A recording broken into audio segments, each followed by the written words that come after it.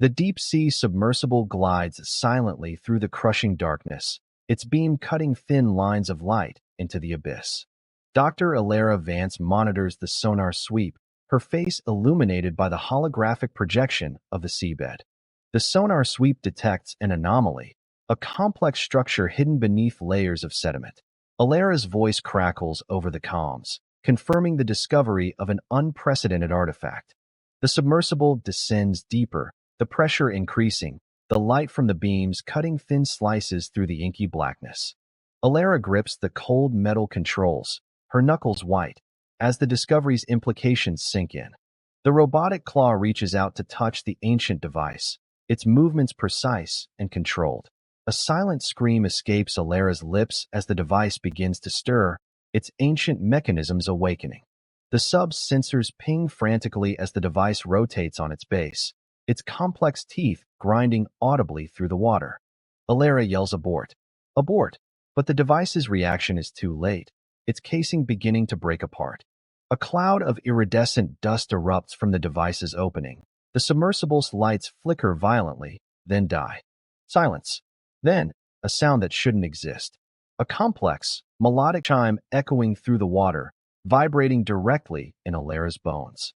Alara feels the device's pulse, a field of pure thought that pulls her consciousness back to a different time, a different place. A lecture hall in ancient Alexandria, filled with scholars, the air thick with intellectual curiosity.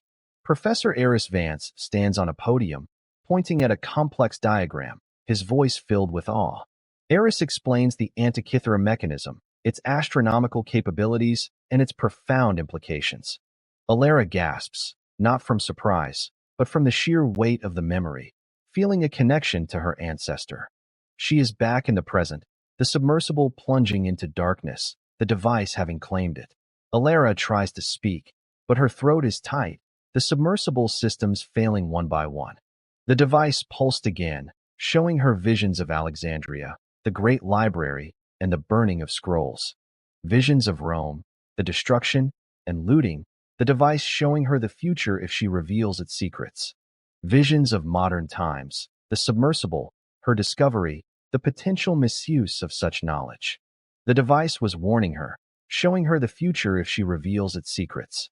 The submersible's internal temperature is rising rapidly, the device heating up, its power surging.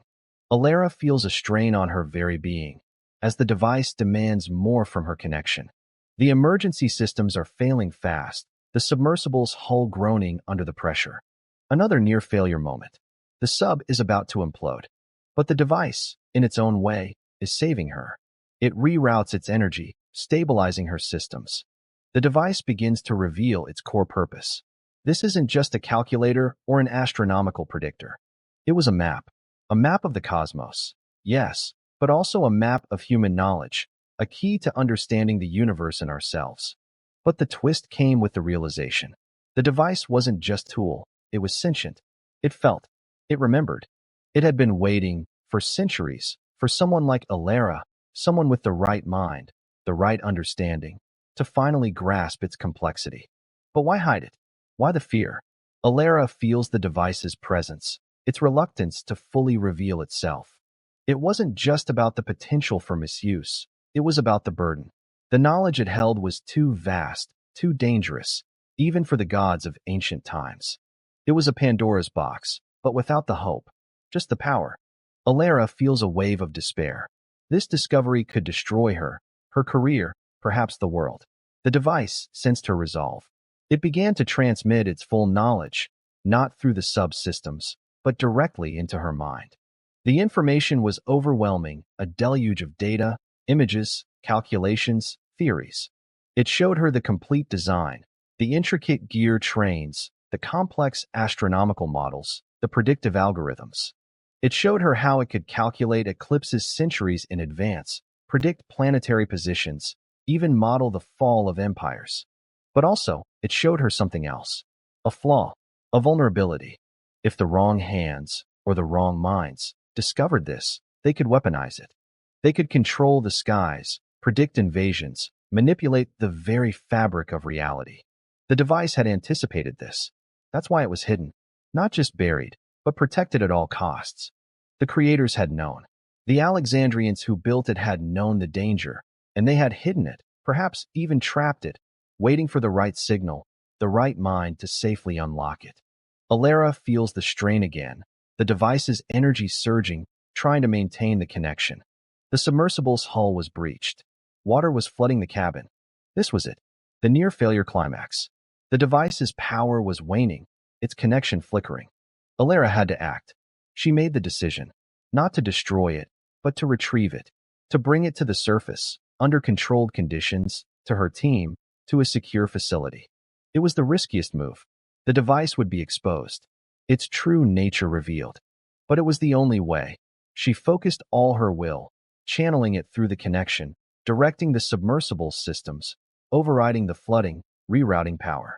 The device responded, its internal mechanisms whirling into a frantic rhythm. It was helping her. It was willing to be retrieved.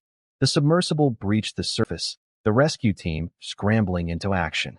As they raised the object, Alara felt a final pulse from the device. It was a farewell, a thank you, a final warning. The device was closing, its consciousness retreating, perhaps not into the ether, but into a dimension she couldn't comprehend, waiting for the next signal, the next mind ready to understand. Alara watched as the object was secured on the deck of the research vessel. The mystery wasn't solved. It was just revealed. The obscure clockwork of Alexandria, the precursor to modern computing, the first true artificial intelligence, perhaps. It had been deliberately forgotten, not by its creators, but for its creators' own protection. The world was about to change, and Alara Vance, the woman who had helped uncover it, would be at the center of it all. She stood on the deck, the device secured in a special container, the sea breeze picking up her hair. A tear slid down her cheek. The fear, the doubt, the near failures, the overwhelming responsibility. It was all worth it. The human side had shown itself, and it was the same as any explorer, any discoverer. The drive to know, even when it's terrifying. The device had shown her the cosmos, and she had shown the device, through her willingness to face the danger, the respect it had for her. It was a meeting across millennia, a shared understanding in the face of the unknown. The obscure clockwork of Alexandria was no longer obscure, and the world would never be the same again. Alara Vance, the woman who had helped uncover it, would be at the center of it all. The sea breeze carried the salty taste of the unknown into her lungs. The fear, the doubt, the near failures, the overwhelming responsibility. It was all worth it. The human side had shown itself, and it was the same as any explorer, any discoverer. The drive to know, even when it's terrifying. The device had shown her the cosmos, and she had shown the device, through her willingness to face the danger, the respect it had for her. It was a meeting across millennia, a shared understanding in the face of the unknown.